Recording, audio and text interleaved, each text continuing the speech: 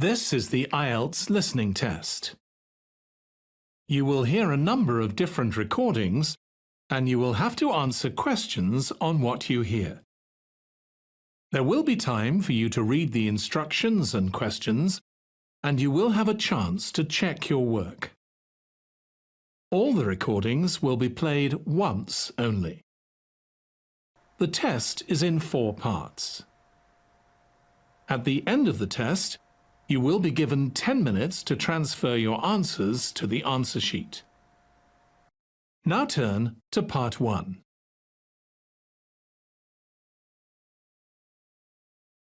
Part 1.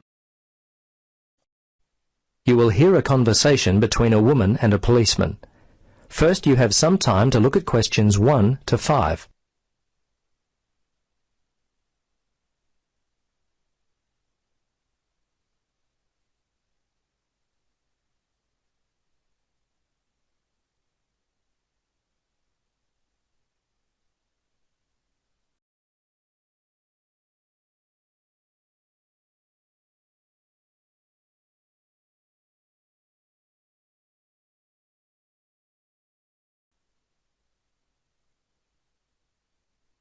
Now, listen carefully and answer questions 1 to 5.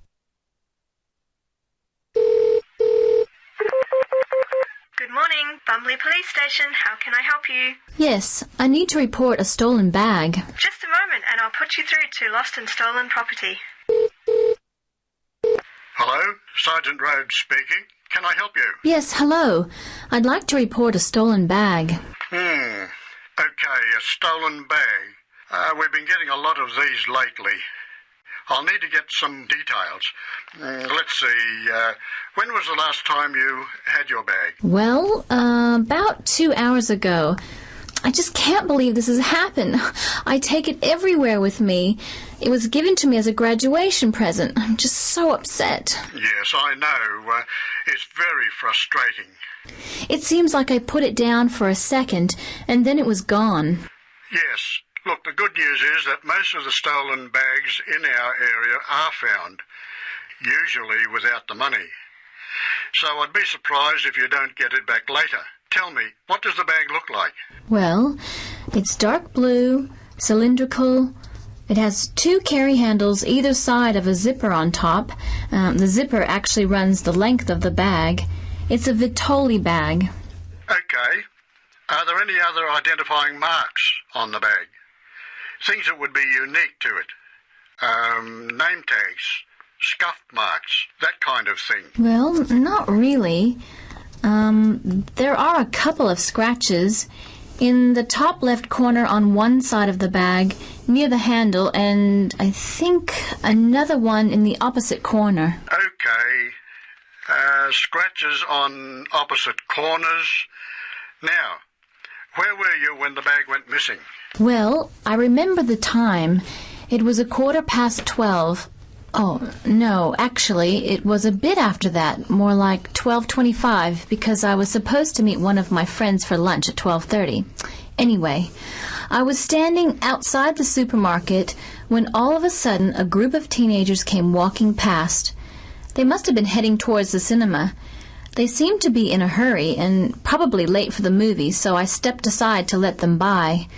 When they'd passed by, I reached down to pick up my bag, and it was gone. I see. Now, can you remember the contents of the bag? Yes, let's see, my passport and some traveler's checks. Fortunately, I was carrying my camera, and I had my wallet in my pocket. They're the main valuable things. Okay. Anything else at all? Let's see. No, I think that was it. Oh, a few pens, but that's all really. As I say, nothing of real value. Okay. I'm going to have to get your details. Are you here on holiday? Yes, as a matter of fact, I am. I'm visiting from Canada. I've been here for 3 weeks already, but I'll be here for another month. Before you listen to the rest of the conversation, you have some time to look at questions 6 to 10.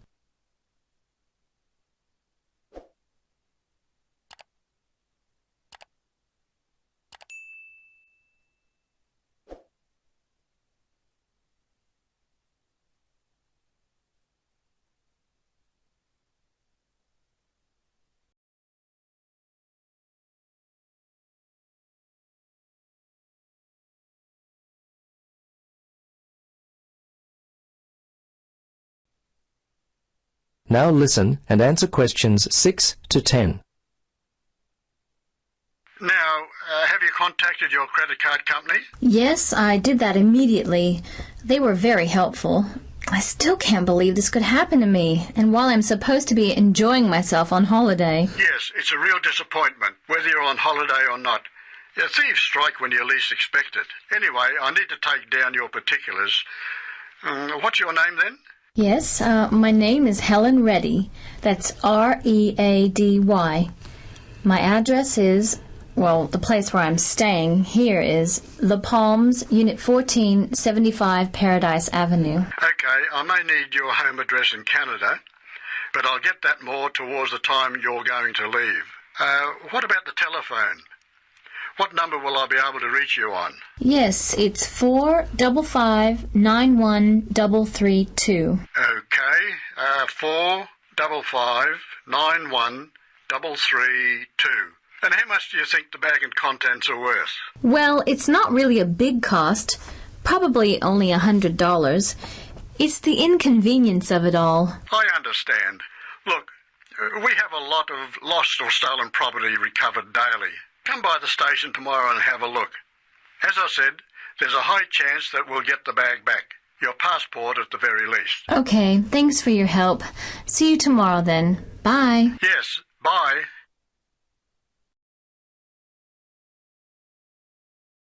That is the end of Part 1. You now have 1 minute to check your answers to Part 1.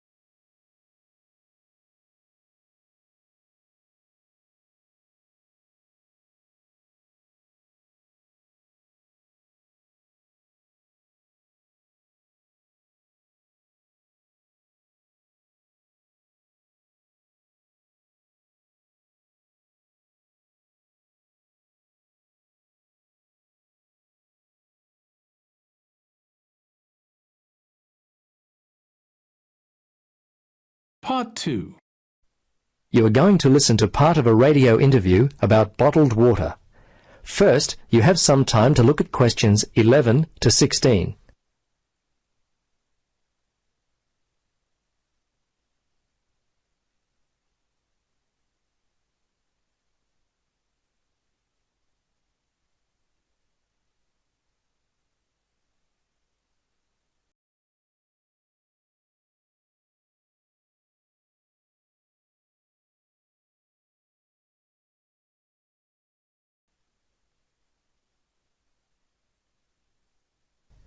Now listen and answer questions 11 to 16.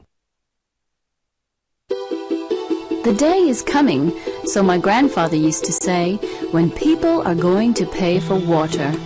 Well, that day has come. Bottled water. How did it come about? Why are people prepared to pay for something that, up until only recently, has been completely free? With me in the studio is Bill Gilroy, founder of UK Water Starters, who promises to shed some light on this topic. Welcome, Bill. Thank you, and hello everyone. I dare say that not many of your listeners will be aware of this, but the bottled water market in the UK was actually first established a long time before your grandfather. In fact, it was established almost 2 centuries ago when the beneficial properties of mineral and spring water were recognised. The idea of bottled water meant that people would benefit from it without having to actually travel to the particular spring or well. We humans need water. The human body is actually 2/3 water. Yes, we're about 66% water, and that water must be continuously replaced. In fact, on average, we lose 1/3 of a litre of water on a daily basis just through normal breathing. Nutritionists say we need to drink at least 2 litres of water a day. This need for water for the body ensures the bottled water industry will be around for a long time. Now, historically, the bottled water market gradually developed. It was well known in the early 19th century that bottled water was beneficial, but during the mid-19th century, the artificial mineral water market became a commercial viability for many entrepreneurs. Later on that century, this led to the emergence of the soft drink market as we know it today, which of course is a very large and sophisticated market. Underlying the move from the artificial mineral water to soft drinks was a fundamental change in the use of the product. Whilst in the early days mineral waters were drunk for their medicinal values, soft drinks are, of course, drunk primarily for their ability to refresh and to be enjoyed. As a result of this move, bottled mineral water, without any sweetening agents added, steadily became unfashionable, and the market by the 1960s had declined to an almost non-existent level in the UK. The move during the 1960s and to a lesser extent the 1970s towards more processed foods impacted upon the bottled water market, and subsequently sales continued to decline. Of course, today in the 21st century, this is not the case. But interestingly, in the mid-1980s, an unexpected revolution moved the bottled water market forward with the introduction of a new, recyclable plastic material that was used worldwide. This new, lighter, stronger material improved packaging and handling and was also visually appealing. It was during this time that bottled water sales began to improve. Before you listen to the rest of the conversation, you have some time to look at questions 17 to 20.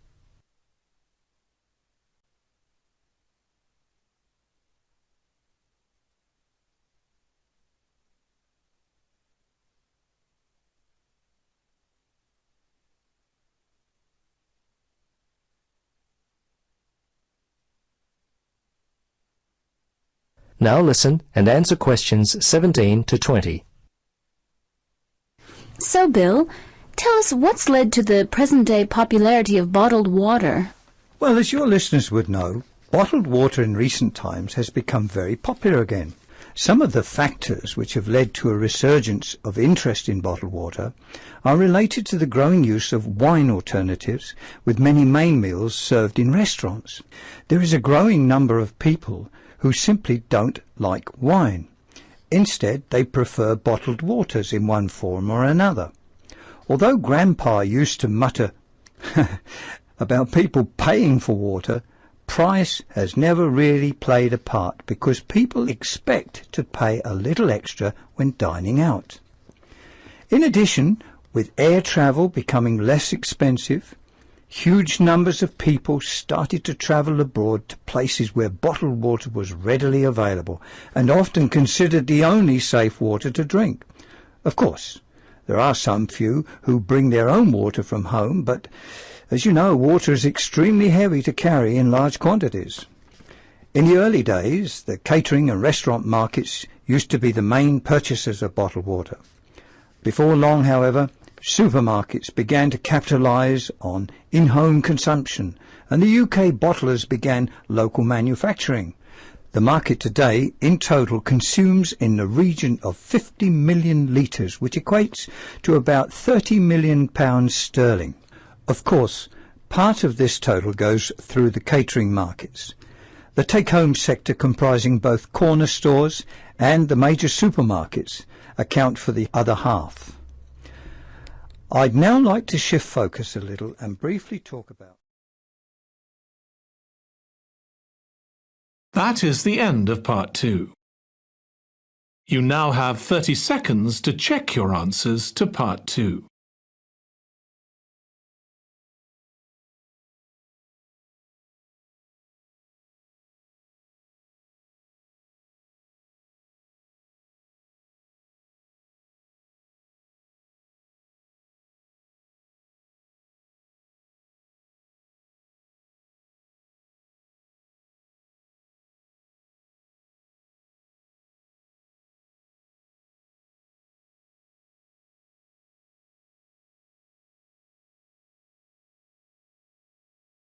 Part 3. You will hear two students, Brian and Emily, talking about penguins, the subject of their current assignment. First, you have some time to look at questions 21 to 24.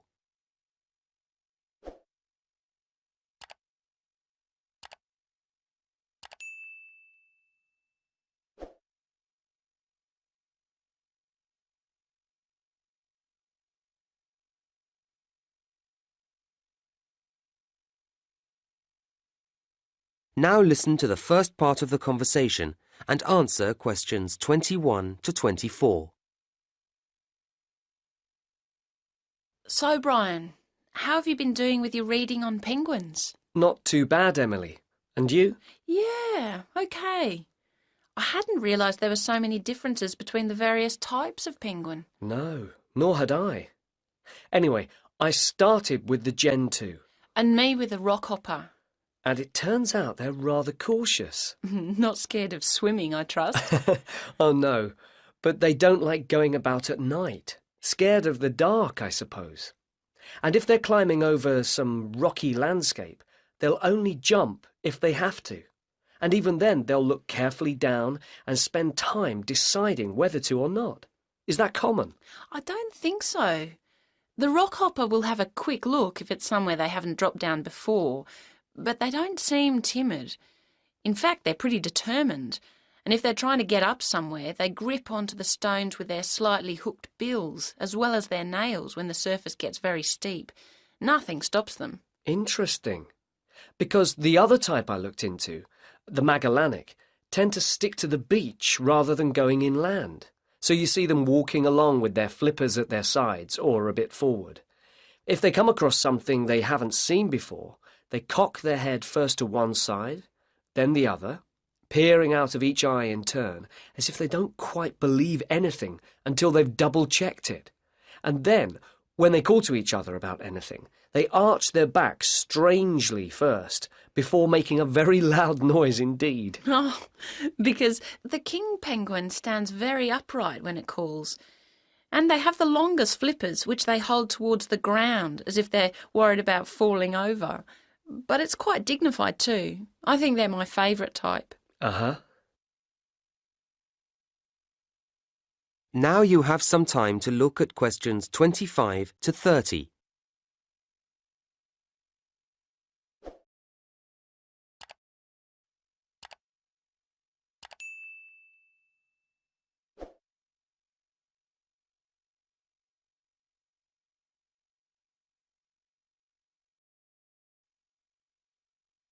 Now listen to the next part of the conversation and answer questions 25 to 30.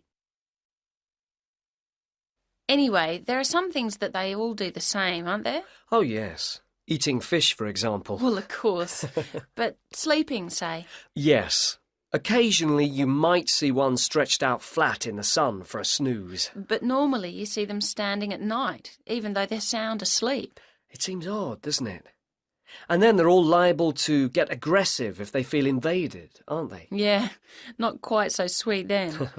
And with the rockhopper... The one with the distinctive black and yellow feathers on its head. That's the one. If it gets annoyed about something, then the black feathers on the head point upwards and the yellow feathers stick out. It all makes it look bigger or tougher. I wonder how often they get annoyed. Well, I don't know about annoyed, but they've plenty to get frightened of. They've got predators in the water and on land, well, in the sky anyway. Oh, yes, the great skewer bird. It's after the eggs. So the penguins have to keep a careful watch for the skewer all the time, especially when they're nesting. They can spot the white patches in its wings, can't they, as one flies over? Yes, and then they sit very closely on the eggs to protect them. Not an easy life, really. No. So what else have we found out? Well, I was interested to see that although they nest individually, they always go into the sea together, in large numbers. Even though it might make them more obvious to predators. That's the price to pay for the best way to find food. It means a bigger catch from each trip. I see. I watched a video too, just showing them on the beach, and I was struck by how calm they seemed to be. I thought they might have looked frightened. Perhaps it's because there are so many of them. Maybe that gives them a sense of security. In fact, all the types have a social nature.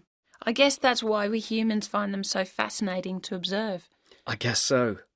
So, shall we start to put all our notes together? And then I think we ought to...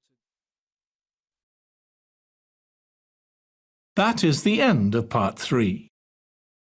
You now have 30 seconds to check your answers to part 3.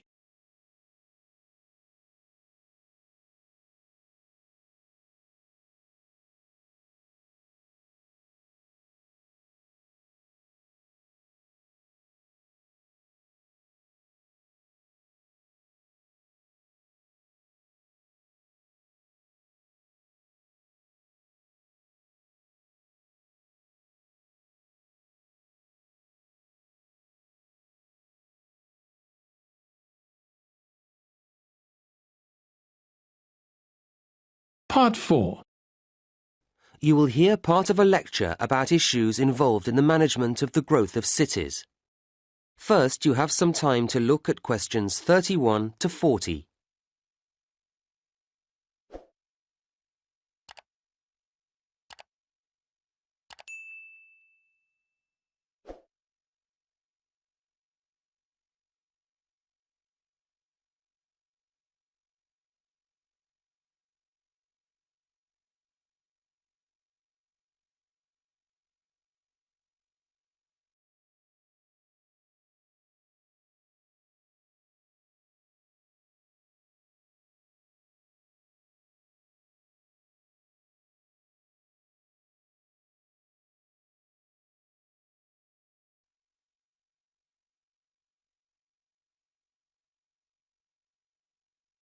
Now listen to the lecture and answer questions 31 to 40.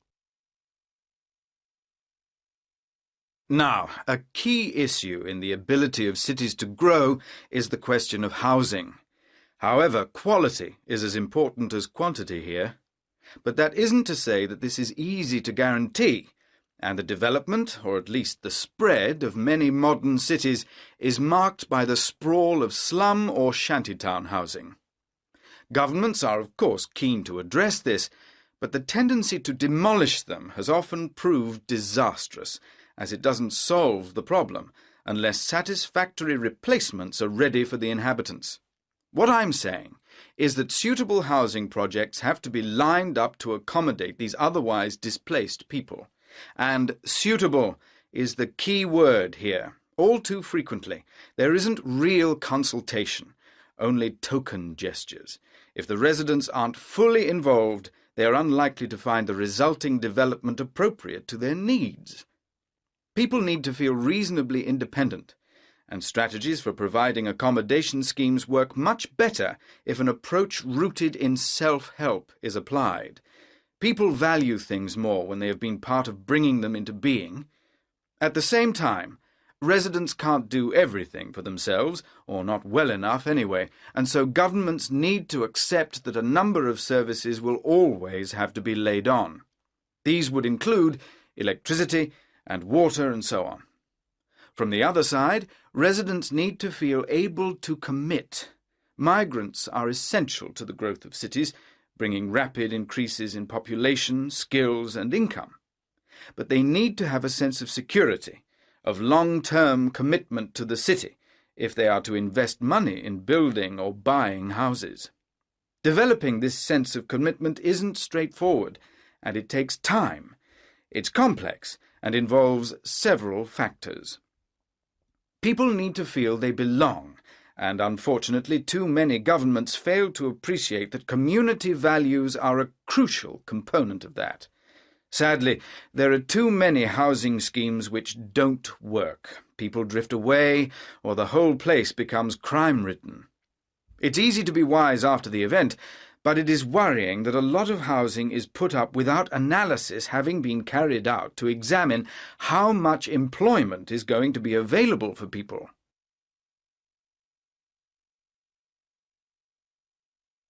But I don't want to labour the negatives too hard. Such difficulties as there are challenges, and challenges that can be, and often are, overcome. And cities are, I believe, a good thing. Urbanization, the process of developing cities and the societies that comprise them, may not be everyone's dream, but it has a huge impact on the economy and also benefits each and every person's freedom. Furthermore, the sheer volume of people means that work can be differently distributed. In villages, people need to be multi-skilled in order to be autonomous, but in cities, you can see the evolution of a variety of specialist activities, and this means people live in a more sophisticated way. It's not only tangible phenomena. There are all sorts of other equally important benefits too. Residing in cities brings us face to face with many different ways of thinking or going about things, and this increases our degree of understanding, something which is hard to measure in scientific terms, but which surely makes better people of us all. Right, well, now I'd like to turn our attention to the suburbs.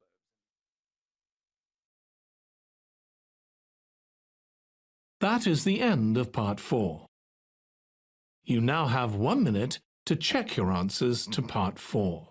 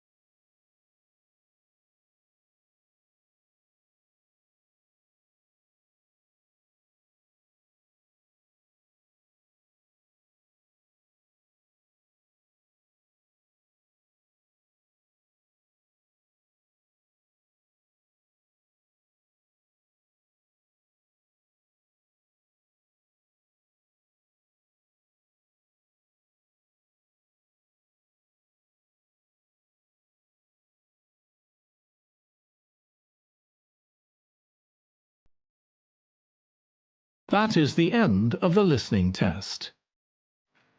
In the IELTS test, you would now have 10 minutes to transfer your answers to the answer sheet.